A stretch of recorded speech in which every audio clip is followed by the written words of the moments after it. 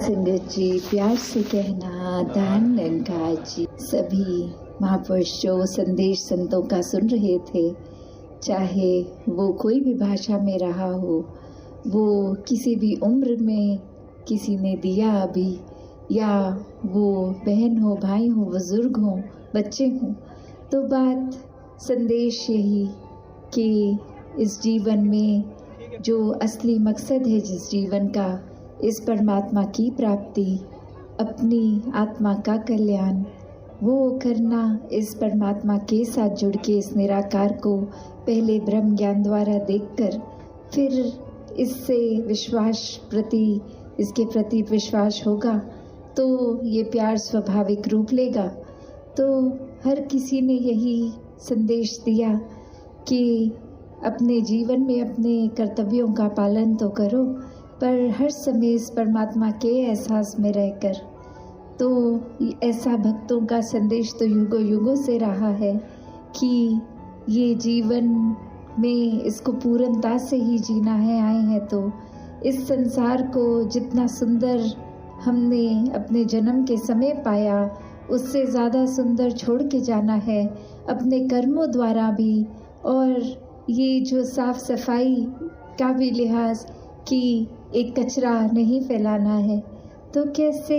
प्रदूषण अंदर का हो बाहर का हो, दोनों ही फिर हानि पहुंचाते हैं। ये मन में इस परमात्मा को बसा के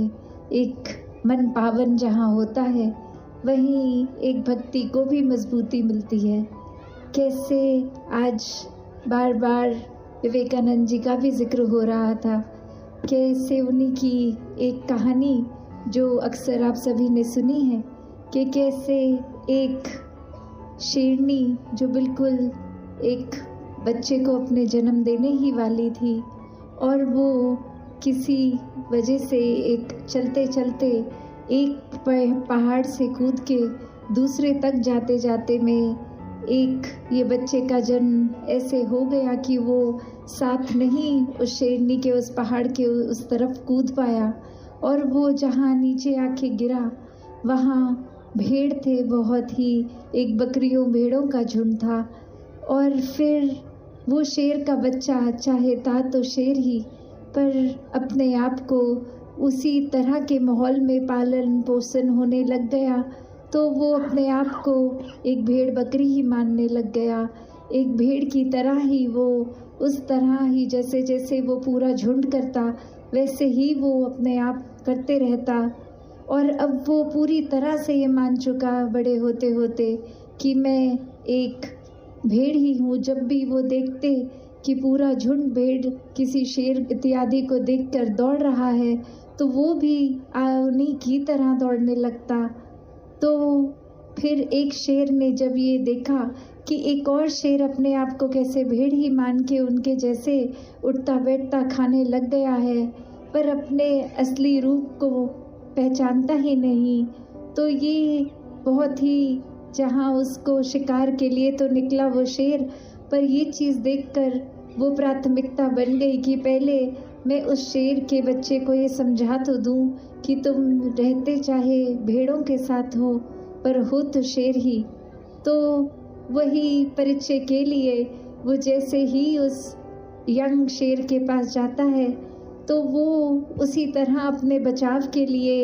एक वो गुहार लगाता है कि मुझे मत खाना, और वहीं वो बात समझाता है कि तुम तो शेर हो, तुम एक भेड़ नहीं हो। और कैसे फिर वो परिचय के तौर पे एक पानी जहाँ ठहरा हुआ, जहाँ रिफ्लेक्शन दिखती, एक अक्स दिखता, तो उसी जगह पर ले जाकर वो शेर को भी अपना चेहरा जब देखते कि हम दोनों एक जैसे ही दिखते हैं और भेड़ तो किसी और तरह से दिखते हैं, तो जब ऐसा परिचय हुआ तो वो शेर के बच्चे को समझ आ गया कि वाकई ही मैं भेड़ नहीं हूँ, मैं शेर हूँ। तो ये कहानी का जो मतलब निकाला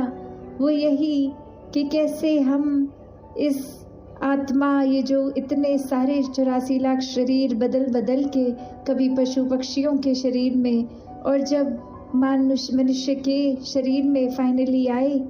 तो ये आत्मा इतनी कंफ्यूज्ड, वो अपने आप को जिस तरह के शरीर में रही वो वैसा ही अपने आप को मान लेती है।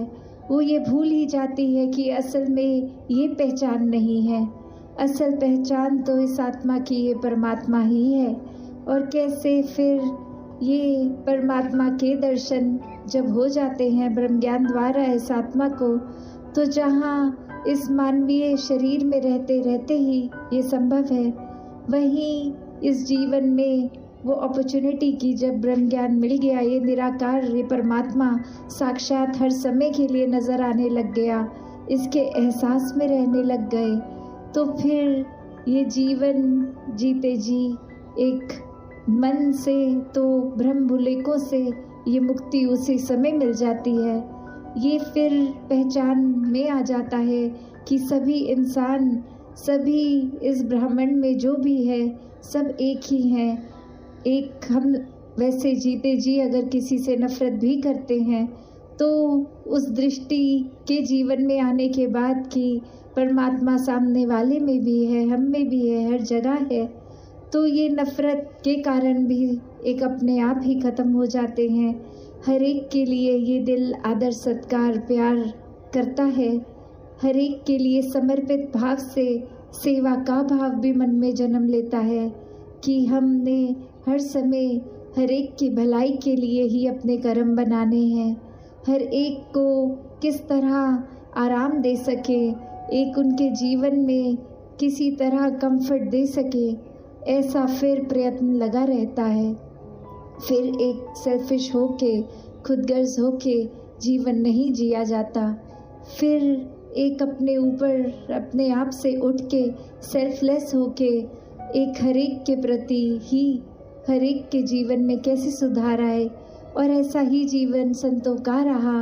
जो हर समय सिर्फ अपने जीवन को इस तरह बिताते गए कि जितने भी इंसानों को इस परमात्मा से मिलाया जा सके, उनके जीवन का भी कल्याण हो, उनकी आत्मा का भी कल्याण हो।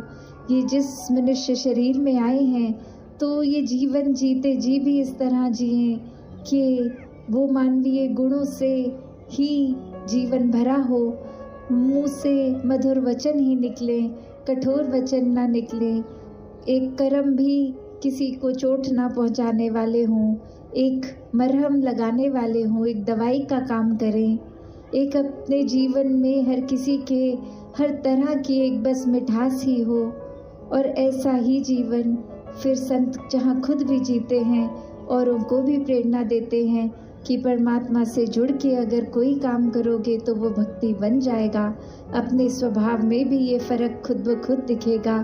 कि मन अब और साफ हो रहा है, हर एक के प्रति ये प्यार ही कर रहा है। तो ऐसा जीवन जहाँ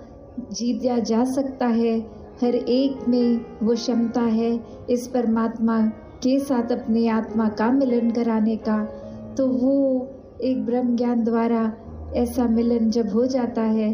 तो जीवन भी जहाँ एक बहुत ही सहज भाव से जिया जा सकता है, बहुत ही शुक्राने भाव से जिया जा सकता है, बहुत ही सुकून में जिया जा सकता है। और इसी जीवन में फिर हम मुक्ति के भी हकदार हैं कि जब ये श्वासें बंद होंगी, ये आत्मा को पता होगा कि कहाँ जाना है, किस में मिलना है। तो ये अंग संग रहने वाला परमात्मा जो बेरंगा है, जो समय से शुरुआत से भी था, अंत में भी है, आज भी है, इसके ऊपर किसी चीज़ का फ़र्क नहीं आता, कोई परिस्थिति का फ़र्क नहीं आता, ये कम नहीं होता, बढ़ता नहीं है, ये किसी चीज़ से एक आग लगाने से जलता नहीं है, पानी डालने से भीगता नहीं है। ऐसे और परिभाषा इस परमात्मा की हर एक धर्म ग्रंथ जो बताता है, वही ब्रह्म ज्ञान द्वारा एक परिभाषा समझकर